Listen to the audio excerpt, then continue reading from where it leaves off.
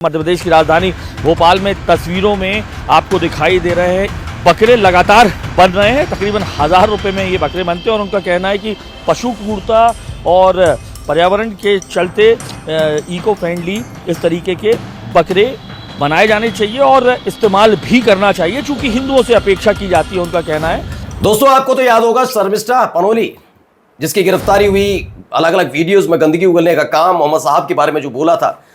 अब सवाल यह है कि उस लड़की को जमानत तो मिल गई, लेकिन खास बात यह है कि जिस व्यक्ति ने उसके खिलाफ एफआईआर दर्ज कराई थी वो अचानक से गायब हो गया। अब गायब है, क्या हुआ है उसके साथ वो आपको दिखाऊंगा, क्योंकि उल्टा उसके खिलाफ कितनी एफआईआर दर्ज की गई वो दिखाऊंगा इस देश की मीडिया कैसे बकरीद से पहले गंदगी फैलाने में जुटी हुई है।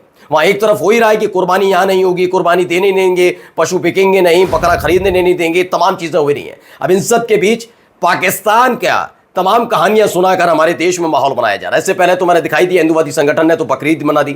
अब एक बीजेपी के विधायक हैं जो एक अलग से ज्ञान दे रहे हैं, उनको ज्यादा इस्लाम की जानकारी हो गई है। और तो और आपको दिखाऊंगा बेंगलुरु हादसे में कांग्रेस की सरकार ने एक ऐसा एक्शन लिया है जिसके बाद बीजेपी सन्न हो गई है, सन्नाटा पसर गया है कि बीजेपी शासित राज्यों में ऐसा और इससे भयानक हादसे जब हुए तो क्या कहा गया, हमारे यहां तो परंपरा ही नहीं है इस्तीफा देने की। आप देखिएगा बेंगलुरु हादसे के बाद कांग्रेस का वो कदम जिसने अब बीजेपी शासित राज्यों को लेकर सवाल खड़े कर दिए। नमस्कार, मैं हूं प्रज्वल गौतम और आप देख रहे हैं the live TV. The live TV, सच सबसे आगे। शुरुआत इस चेहरे के साथ कर रहा हूं, शर्मिष्ठा को आप देख ही रहे हैं। शर्मिष्ठा के साथ जो एक व्यक्ति है इसको भी देखिएगा, ये कौन है। दरअसल ये है वजाहत खान। द ऑब्जर्वर पोस्ट की खबर है, ये वही लड़का है जिसने शर्मिष्ठा पनोली के खिलाफ एफआईआर दर्ज कराई थी और इन्हीं की एफआईआर के बाद शर्मिष्ठा की गिरफ्तारी हुई थी और अब इसी के खिलाफ कई तरह के मामले दर्ज हो गए। कई एफआईआर इसके खिलाफ दर्ज हुई हैं। अचानक से ये व्यक्ति गायब हो जाता है। सवाल यह है कि एक व्यक्ति जिसने एफआईआर दर्ज कराई उसी के खिलाफ एफआईआर दर्ज हो जाती हैं। अब सवाल है कि भाई ये मतलब आवाज उठाना भी इस तरीके से हो जाए गलत।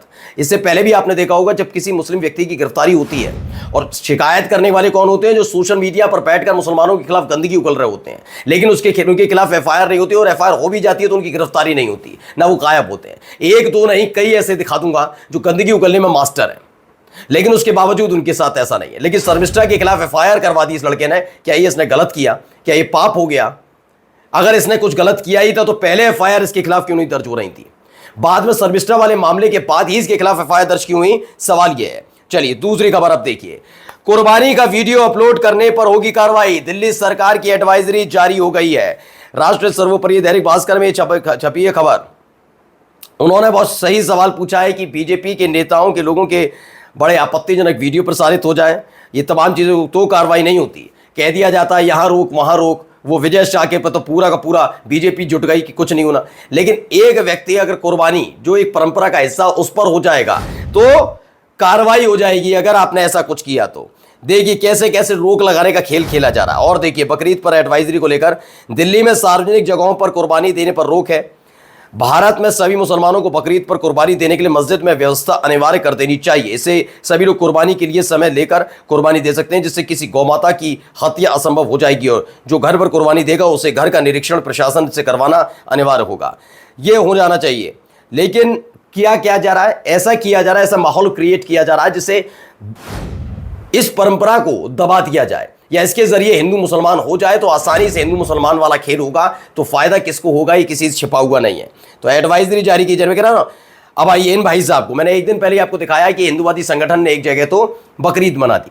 वो बात अलग है कि मिट्टी के पुतले बनाए बकरों के, उन्होंने कुर्बानी देकर मुसलमानों को समझाया ऐसे कुर्बानी दीजिए। अभी आले भाई साहब हैं, ये है नंदकिशोर गुर्जर। ये इसलिए जाने जाते हैं, इन्होंने पीएचडी कर रखी है। मीट कारोबारी अगर मुसलमान है तो इन्हें बड़ी दिक्कत होती है, घिन आती है उनसे, इनको नंदकिशोर गुर्जर को। अब देखिए मोहम्मद साहब शाकाहारी थे, इन्हें ज्यादा जानकारी हो गई। लोग लौकी तोरई खाते थे। बकरीद पर लोनी विधायक नंदकिशोर गुर्जर का बड़ा बयान। कौन क्या करता था वो बात नहीं है। तो आप मुझे बताइए ना, हमारे यहाँ देवी देवताओं में भी कितने ऐसे हैं कि जो बलि को पूरी तरीके से स्वीकार करते हैं, लेकिन सबकी एक परंपरा का हिस्सा है। कभी हमारे ईश्वर ने भी हमसे नहीं कहा कि किसी पशु को बलि दी जाए, लेकिन देते हैं, उसकी एक परंपरा एक व्यवस्था है ना। लेकिन सवाल मत पूछिए, सिर्फ इनके जवाब सुनिए। ये सवाल उठा सकते हैं, कोई सवाल नहीं उठाएगा। आइए आगे और देखिए, देखते चलिए तमाशे भी। ये इंडिया टीवी की खबर है, क्या खबर है, पहले देखिए। की अनुमति देने से इनकार कर दिया एक विशेष जानवर पाड़े की कुर्बानी को लेकर। तो दूसरी तरफ मध्य प्रदेश की राजधानी भोपाल में तस्वीरों में आपको दिखाई दे रहे हैं बकरे लगातार। अब क्या हो रहा है यहाँ पर, इंडिया टीवी भोपाल में खुलेआम कुर्बानी पर मचा बवाल, बकरों की बलि से परहेज करें भाईजान। ये मैंने खबर आपको दिखाई भी थी। देखिए कैसे यहाँ पर हिंदुवादी संगठन तुले हुए हैं, बकरे बना रहे हैं मिट्टी के। ये मैंने कहा ना, इनको यही काम, ये सारी चीजें बलि के समय पर भी याद रखनी चाहिए। गाय मिट्टी की बननी चाहिए, बछड़े मिट्टी के बनने चाहिए, जिसकी भी बलि दी जाती है। तो ये ध्यान नहीं रखा जाएगा तब। और आगे आइए, अभी तो आप देखते जाइए। देखिए कि ये नया शब्दावली पढ़ी है, जी न्यूज़ की शब्दावली।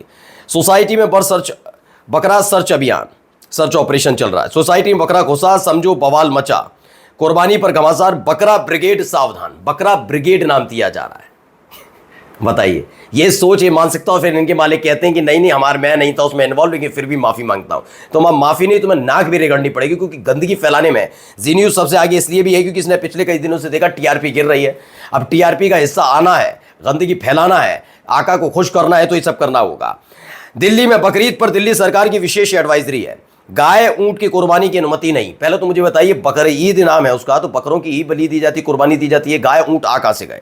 कुर्बानी करने पर इसे अपराध माना जाएगा। सार्वजनिक स्थानों पर कुर्बानी की अनुमति नहीं है। पुलिस को अवैध कुर्बानियों के खिलाफ कार्रवाई के निर्देश दिए गए। उससे पहले तो मैंने उत्तर प्रदेश का दिखाई दिया आपको, वहां तो कह दिया है कि तहरीर और एफआईआर का इंतजार ना करें। यूपी के सिद्धार्थनगर में बकरीद पर अलर्ट है। जुमे कुर्बानी को लेकर सख्त पैरा है। अब एक मैंने कहा ना, दो तरीके से पुलिस आपके आसपास खड़ी रहती है। एक होता है कि जब आपको एहसास होता है पुलिस को देखकर कि ये लोग खड़े हैं, किसी भी तरह का कोई दंगा फसाद उत्पाती नहीं आएंगे। और एक होता है कि जब ये खड़े होते हैं तो एक डर बड़ा लगा रहता है कि कोई और बात ना आ जाए।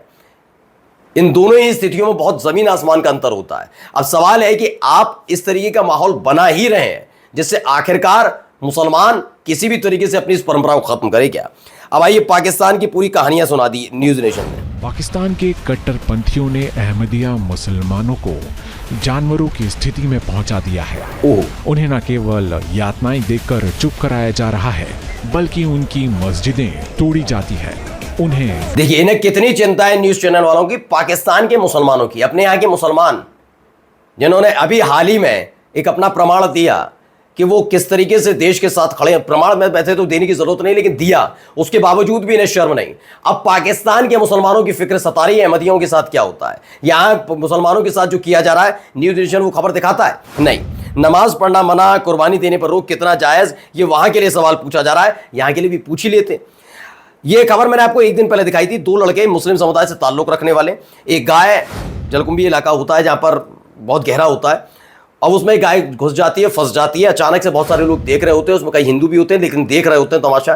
तब तक ये लड़के जाते हैं और जाकर उस गाय को बचा लाते हैं। ये खबर मैंने आपको दिखाई थी, इनकी तारीफ होनी चाहिए। लेकिन देखिए, गंदगी को लेकर शून्य नाम का कोई ट्विटर हैंडल उसने देखा, मतलब अब बचाकर कुर्बानी ली जाएगी, कुछ नहीं। इनके लिए अच्छा भी करो तब भी यही कहेंगे, है ना, तब भी यही कहने के लिए बैठे हुए हैं। अब आइए जरा बेंगलुरु हादसे में भाई साहब के ज्ञान को जरा सुनिए कि किस मुंह से सिद्धरमैया जी ने कहा कि such incidents keep on happening. क्या सिद्धरमैया जी रिजाइन करेंगे?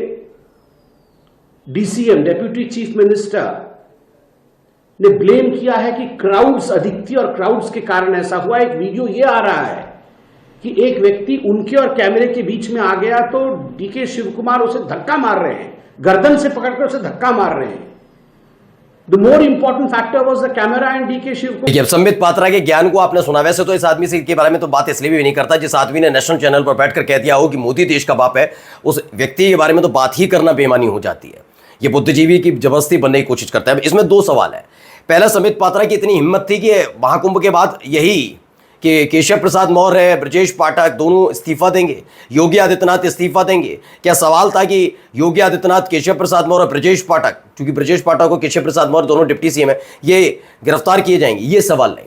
बात रही फोटो की, तो डीके शिव कुमार को हो सकता है शौक है और है नहीं, वो मेरा चैनल जिम्मेदारी नहीं लेता। लेकिन आज भी अगर गूगल पर जाकर फोटोजीवी आप डाल देंगे तो आपको पता लग जाएगा इस देश का सबसे बड़ा फोटोजीवी नेता कौन सा है। लेकिन इन्हें, जिन्होंने चादर ही इस चीज की ओढ़ रखी है ढीठ बने की, उनसे क्या ही मत।